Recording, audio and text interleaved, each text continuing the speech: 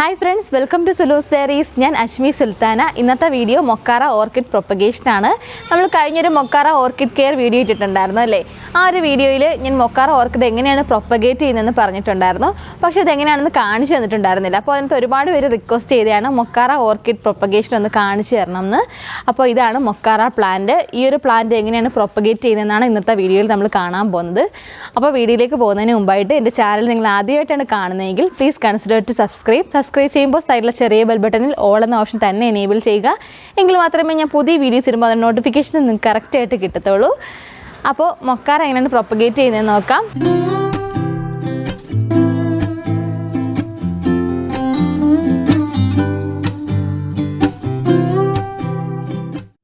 ഈ മൊക്കാര ഓർക്കിഡ് ഒരുപാട് ഹൈറ്റ് വയ്ക്കുന്ന ടൈപ്പ് പ്ലാന്റ് ആണ്. നമ്മൾ എത്ര ഹൈറ്റിൽ വേണമെങ്കിലും ഈ മൊക്കാര ഇങ്ങനെ വളർന്നു പോകും.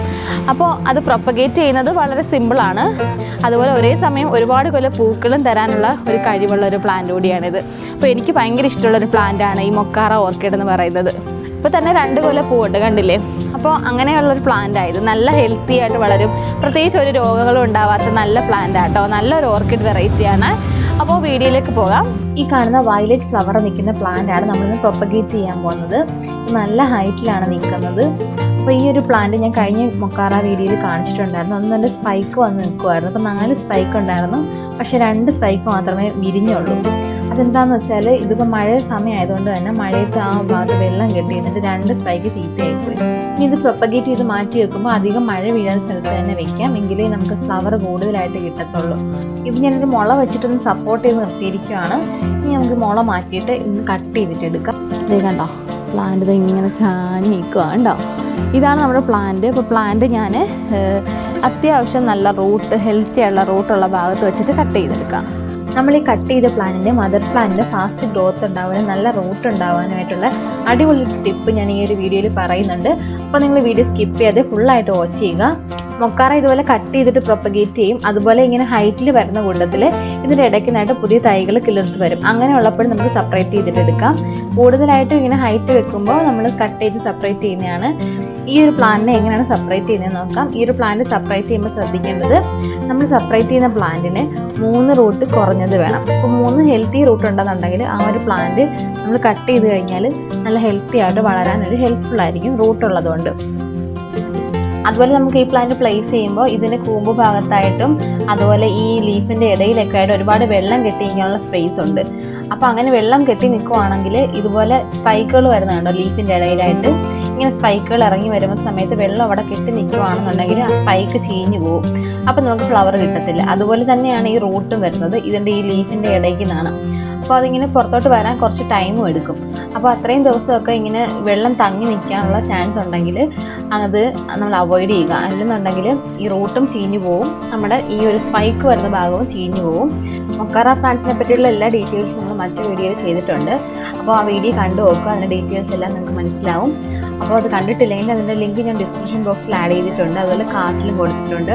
ആവശ്യമുള്ളവർക്ക് അത് കാണാവുന്നതാണ്. ഇപ്പോൾ ഇതെങ്ങനെയാണ് പ്രൊപ്പഗേറ്റ് ചെയ്യുന്നതെന്ന് നോക്കാം. ഇപ്പം നമുക്ക് മുകളിൽ നിന്ന് കട്ട് ചെയ്യുമ്പോൾ 1 2 3 കണ്ട, ഇപ്പം 3 റൂട്ടുണ്ട്. ഈ 3 റൂട്ടിൻ്റെ തൊട്ട് താഴെയായിട്ട് വെച്ചിട്ട് നമുക്ക് കട്ട് ചെയ്ത് കൊടുക്കാം. ഇപ്പോൾ ഇതിന് താഴെയായിട്ട് ഒരുപാട് റൂട്ടുകൾ അടുപ്പിച്ചടുപ്പിച്ചുണ്ട്. അപ്പോൾ എല്ലാ 3 റൂട്ടിൻ്റെ ഇടയിൽ വെച്ചിട്ട് കട്ട് ചെയ്യേണ്ട ആവശ്യമില്ല. അങ്ങനെ ചെയ്യുമ്പോൾ തൈകളൊക്കെ ഉണ്ടായി വരും, പക്ഷേ എപ്പോഴും ഫ്ലവർ വരണമെന്നില്ല. അപ്പോൾ കുറച്ച് ഹെൽത്തി ആയിട്ടുള്ള പ്ലാന്റ് ആണെങ്കിലേ ഫ്ലവർ ഉണ്ടാവത്തുള്ളൂ. അപ്പോൾ ഇത്രയും ഒരു നീളത്തിലുള്ള ഒരു പ്ലാന്റ് കട്ട് ചെയ്യുകയാണെങ്കിൽ അത് പിന്നെ വളരെ താമസമില്ലാതെ തന്നെ ഫ്ലവർ ഉണ്ടായി വരും. ഇല്ലെങ്കിൽ ഒരുപാട് ലേറ്റ് ആവും, ഒരു 4 മാസത്തോളം ഒക്കെ വെയിറ്റ് ചെയ്യേണ്ടതായിട്ട് വരും. അപ്പോൾ കുറച്ച് പ്രയാസമായി ഇതൊന്ന് കട്ട് ചെയ്യാനായിട്ട്. ഞാൻ ഓക്കെ, സാധാരണ ഓർക്കിഡ് സ്റ്റെം പോലെയല്ല, ഈ മൊക്കാറ ഓർക്കിഡിൻ്റെ സ്റ്റെം നല്ല കട്ടിയാണ്. അപ്പോൾ അതുകൊണ്ട് മുറിക്കാൻ കുറച്ച് പ്രയാസമാണ്. ഇങ്ങനെ കുഴപ്പമില്ല, നല്ല മൂർച്ചയുള്ളൊരു കട്ടർ വെച്ചിട്ട് തന്നെ മുറിക്കുക. ഇല്ലെന്നുണ്ടെങ്കിൽ അത് ചതഞ്ഞു പോവും. ചതഞ്ഞു കഴിഞ്ഞാൽ അത്രയും ഭാഗം ഡെഡായി പോവും. അതുകൊണ്ട് നല്ല കറക്റ്റായിട്ട് മൂർച്ചയുള്ളത് വെച്ച് തന്നെ കട്ട് ചെയ്തിട്ട് എടുക്കുക. ഇപ്പോൾ ഇത് രണ്ടും ഒരേ ഹൈറ്റിൽ തന്നെയാണ് കിട്ടിയിട്ടുള്ളത്. ഇത്രയൊരു ഹൈറ്റ് ഉണ്ടെന്നുണ്ടെങ്കിൽ ആ ഒരു പ്ലാന്റ് കുറച്ചുകൂടെ ഹെൽത്തി ആയിരിക്കും. ഇനി നമുക്ക് ഈ അടിയിലുള്ള 2 ലീഫുകൾ അങ്ങ് എടുത്ത് കളയാം. ഈ താഴ്ഭാഗത്തുള്ള ഉണങ്ങിയ സ്റ്റെമ്മ് നേരത്തെ സ്പൈക്ക് വന്നിട്ട് അത് കൊഴിഞ്ഞു പോയിട്ടുള്ള ഭാഗമാണ്.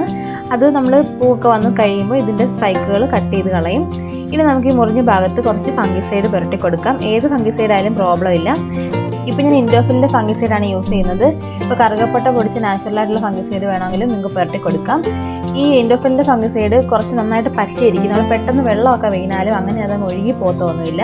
അത് കുറച്ച് നാൾ നന്നായിട്ട് ലാസ്റ്റ് ചെയ്യും, അവിടെ പിടിച്ച് തന്നെ ഇരിക്കും. ഫംഗിസൈഡിൻ്റെ വീഡിയോ ഞാൻ നേരത്തെ ചെയ്തിട്ടുണ്ടായിരുന്നു. ഫംഗിസൈഡ് എങ്ങനെയാണ് നമ്മുടെ പ്ലാന്റ്സിന് അപ്ലൈ ചെയ്യേണ്ടതെന്നൊക്കെയുള്ള വീഡിയോ ആണ്. അപ്പോൾ ആ വീഡിയോ കണ്ടിട്ടില്ലെങ്കിൽ ഞാൻ ഡിസ്ക്രിപ്ഷൻ ബോക്സിൽ അതിന് ലിങ്ക് കൊടുത്തിട്ടുണ്ട്. താല്പര്യമുള്ളവർക്ക് വാച്ച് ചെയ്തതിന് ശേഷം ഓർക്കിഡ്സിൽ ഫംഗിസൈഡ് കൊടുക്കാവുന്നതാണ്. അപ്പോൾ ഇതുപോലെ എല്ലാം നന്നായിട്ട് പുരട്ടി കൊടുക്കുക. മുറിവ് ഒട്ടും പുറത്ത് വരാത്ത രീതിയിൽ പുരട്ടി കൊടുക്കുക. അപ്പോൾ നമ്മൾ നേരത്തെ കട്ട് ചെയ്ത ആ 2 എൻഡിലും ഇതുപോലെ തന്നെ ഫംഗിസൈഡുകൾ പുരട്ടി കൊടുക്കണം. ഫംഗിസൈഡ് പുരട്ടിയില്ലെങ്കിൽ ആ ഭാഗത്തുനിന്ന് ചീലുണ്ടായിട്ട് പ്ലാന്റ് മൊത്തത്തിലുള്ള ചീലുണ്ടാവാനുള്ള ചാൻസ് ഉണ്ട്. അതുകൊണ്ടാണ് ഫംഗിസൈഡ് പുരട്ടണമെന്ന് പറയുന്നത്. പ്രത്യേകിച്ച് മഴക്കാലത്ത്. വേനൽക്കാലം ആണെങ്കിൽ അത്ര പ്രശ്നമില്ല, പെട്ടെന്ന് നമ്മുടെ അങ്ങ് ഡ്രൈ ആയിട്ട് ഉണങ്ങും. അപ്പോൾ പെട്ടെന്ന് ഫംഗൽ ഇൻഫെക്ഷൻസ് ഒന്നും ഉണ്ടാവത്തില്ല. ഇങ്ങനെ കട്ട് ചെയ്ത് അടിഭാഗത്ത് പുതിയ തൈകൾ വരും. അപ്പോൾ ഇതിൻ്റെയൊക്കെ ഇടയ്ക്കുന്നായിട്ട് പുതിയ തൈകൾ ഇനി വന്നു തുടങ്ങും. അതുപോലെ തന്നെ ഫ്ലവർ വരും. പക്ഷെ ഫ്ലവർ വരാനായിട്ട് കുറച്ച് ലേറ്റ് ആവും. എങ്കിലും പുതിയ തൈകൾ പെട്ടെന്ന് പൊട്ടി മുളയ്ക്കും. അതുപോലെ ഈ കട്ട് ചെയ്തതിൻ്റെ മുകൾ ഭാഗം ഇവിടെ ഒരു സെപ്പറേറ്റ് പ്ലാന്റ് ആയിട്ട് തന്നെ ഇരിക്കത്തതേ ഉള്ളൂ. കൂടുതലായിട്ട് അങ്ങനെ പുതിയ തൈകൾ ഈ ഒരു ഭാഗത്തു നിന്ന് വരത്തില്ല. കൂടുതൽ സ്പൈക്കുകളും ഫ്ലവറുകളും ഒക്കെ വരുന്നതേ ഉള്ളൂ.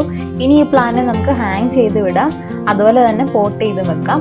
അപ്പോൾ ഹാങ് ചെയ്തിടുമ്പോൾ നന്നായിട്ട് റൂട്ടുകളൊക്കെ വരും, പെട്ടെന്ന് അസുഖങ്ങളൊന്നും ഉണ്ടാവത്തില്ല. അതാണ് പ്രധാനമായിട്ടുള്ള കാര്യം. അപ്പോൾ ഈ കട്ട് ചെയ്ത 2 പീസ് ഞാൻ ഹാങ് ചെയ്തിടാൻ പോവാണ്. ഹാങ് ചെയ്യുന്നത് എങ്ങനെയാണെന്ന് നോക്കാം. അപ്പോൾ ഹാങ് ചെയ്യാനായിട്ട് ഞാൻ SS വയറാണ് യൂസ് ചെയ്യുന്നത്.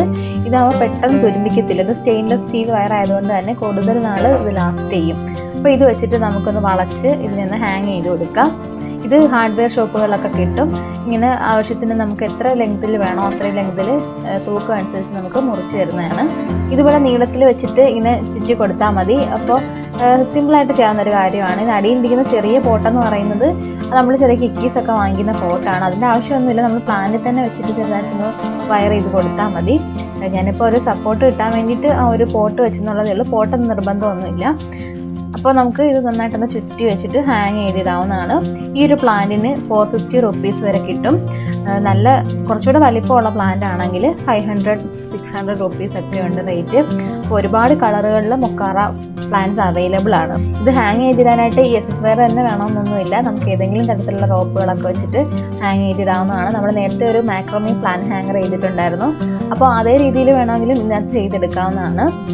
അപ്പോൾ ഏതെങ്കിലും വെച്ചിട്ട് നിങ്ങളുടെ സൗകര്യം പോലെ എന്തെങ്കിലും ഒന്ന് വെച്ചിട്ടൊന്ന് ഹാങ് ചെയ്ത് കൊടുക്കാം. വേണമെങ്കിൽ പോട്ട് ചെയ്തും കൊടുക്കാം. ഈ SS വയർ നമുക്ക് കൈകൊണ്ട് തന്നെ ഇങ്ങനെ വളച്ചെടുക്കാവുന്നതാണ്. അതിന് പ്രത്യേക പ്ലെയർ ഒന്നും വേണമെന്നൊന്നുമില്ല. അതുപോലെ തന്നെ ഞാൻ ഈ ഒരു പീസിലും ഇതുപോലെ തന്നെ ഹാങ് ചെയ്തിട്ടുണ്ട്. ഇതിന് ഞാൻ പോട്ടൊന്നും വെച്ചല്ല ഹാങ് ചെയ്തത്. നമ്മുടെ പ്ലാന്റിൽ തന്നെ സപ്പോർട്ട് കൊടുത്തിട്ട് ഇങ്ങനെ വളച്ചെടുത്ത് വെച്ചിരിക്കുകയാണ്. അപ്പോൾ ഇത് നമുക്ക് ഹാങ് ചെയ്ത് തന്നെ ഇടാം.